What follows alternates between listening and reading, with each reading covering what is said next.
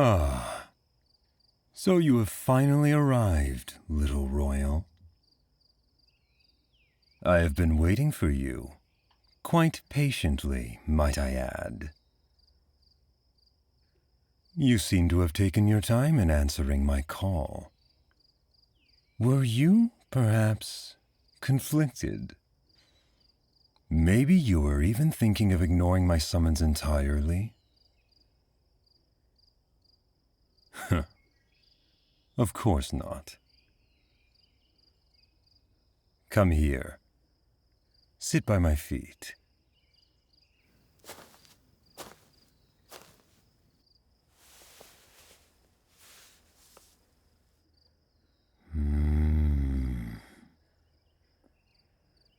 So pretty, aren't you? I do love it when you're on your knees like this. You look the best when I'm looking down on you. So, tell me about your travels with our elf boys.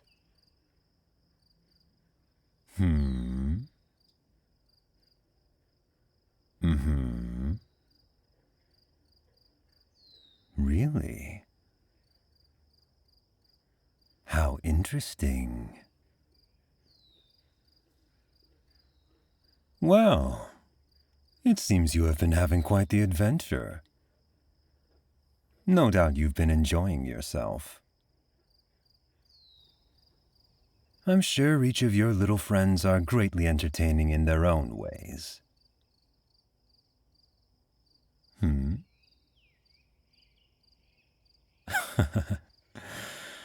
You are so funny, little royal. Of course, I have no problem with your relationships with them. You are perfectly within your rights to make friends. After all, it was I who set you on the path to meeting those four in the first place. I was well aware of how well you'd take to them. In fact, I was counting on it.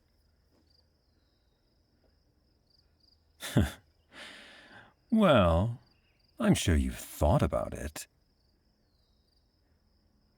Why would I, the most powerful being in existence, put so much weight on the shoulders of one single, helpless royal whose only desire is to keep their kingdom safe?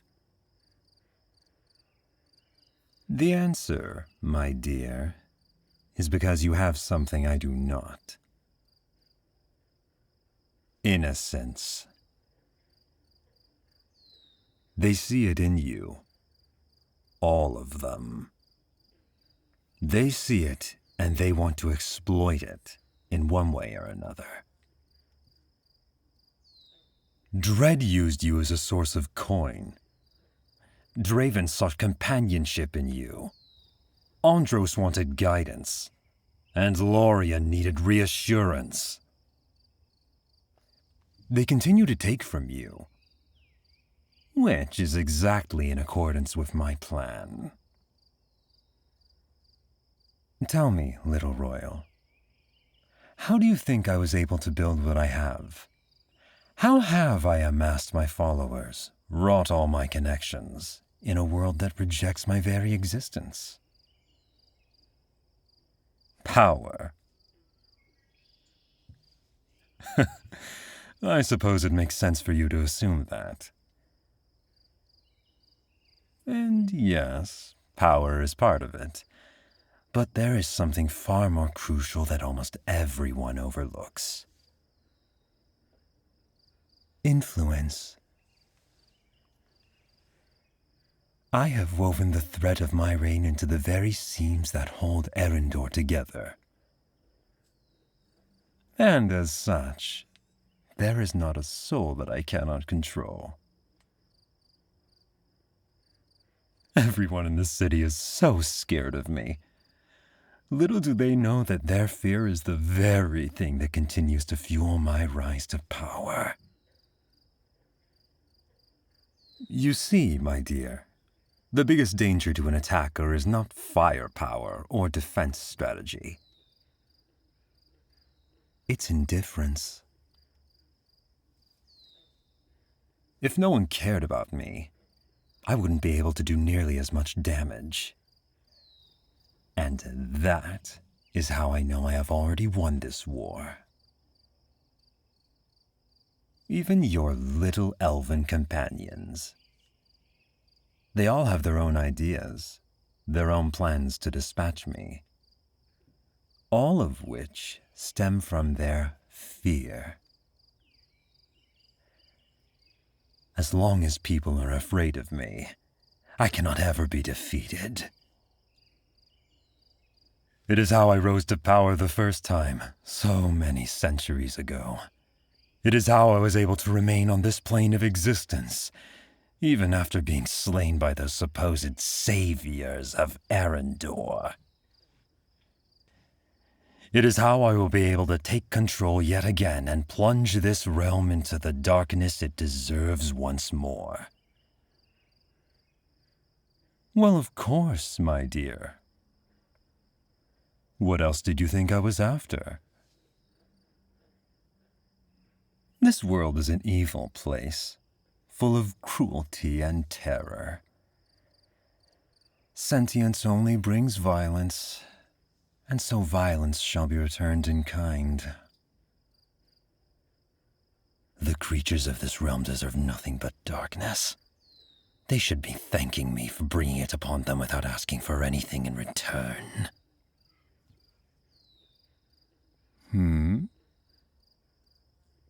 Aw, that's quite a face, little royal. What? Did I upset you? No doubt you've been cooking up schemes right and left to try and defeat me. I would too if I was in your position. No one likes having their entire kingdom held hostage, after all. Though we both know, deep down, that you could never do it. You could never break free of my grasp. Why? Well, because we both know that it's what I've been hoping for from the very start. Those elven friends of yours are just too perfect. And you are too easily influenced. The determination they all feel to destroy me has slowly bled into your mind. And even though I hold the lives of all of your subjects and family in the palm of my hand, you have begun to entertain ideas of defecting. Ideas of becoming a double agent for a second time and aiding those boys in my downfall. Though, something has already held you back from fully committing to your plans. Something more than just the hostage I've taken. And that is the knowledge that this may be exactly what I want. I told you I chose you as my pet because of your intelligence. This is exactly what I mean.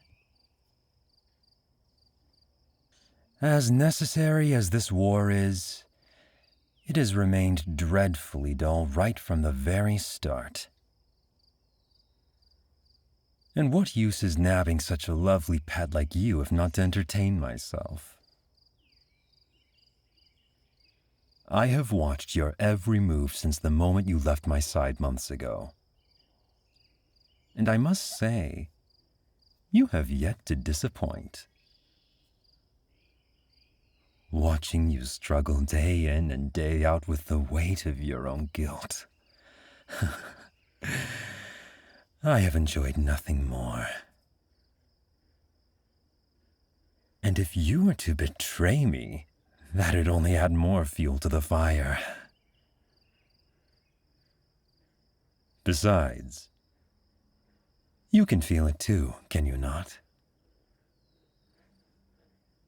The end of this war is in sight. It won't be long before I deal the final blow and take this land for myself. And with the end of the war comes the end of your mission. You should enjoy the time that you have left with those elves. I'm afraid that once I call you back to my side, I won't allow you quite so long a leash. We've both had our fun, but you must remember that your place in this world is right here, on your knees before me, as is the place of every other mortal being in this realm. My reign, which was snatched from me so many centuries ago, is finally beginning. I intend to enjoy every part of it. That includes you, my little royal. You are my favorite plaything, after all. My little pet. Prepare to be summoned again very soon. I want you by my side when we reach the culmination of all my hard work. Oh? What if you don't show up? Your bravery is always so amusing. I think you know, though, just what will occur if you choose to ignore my call. The life of your kingdom, your family, your friends, every one of your subjects, even the land itself. It all sits directly in the palm of my hand. I need not remind you just what will happen should I choose to. Close my fist. Good. Besides, you will always come when I call. Why? Well, isn't it obvious? Because you're mine. You belong to me, little royal. Mind, body, and soul. I own them all. You've never been able to deny me anything. It's no matter how you interpret it. Devotion, obsession, love, all have the desired effect. Which is you, knelt before me, ready to follow any command I give. I own you. Understand? Really? Then say it. Again. Like you mean it. Good. Again. Again. Again. Again. Again. Again. Again. Again. Again. What a wonderful sight this is. I wonder what your little elf boys would do if they saw you like this. Would they be hurt? Disgusted? Would they turn their backs on you without a second thought? So many questions, and whether or not we get the answers all depends on you, my dear. Well, that's all I had to say. Always a pleasure to see you, little royal. Of course. I wanted to merely check up on you, gauge your progress and whatnot. You may carry on as you have been. I have no doubt that you will make me proud. Enjoy your time with those boys while it lasts, my dear. I'll be seeing you again very soon.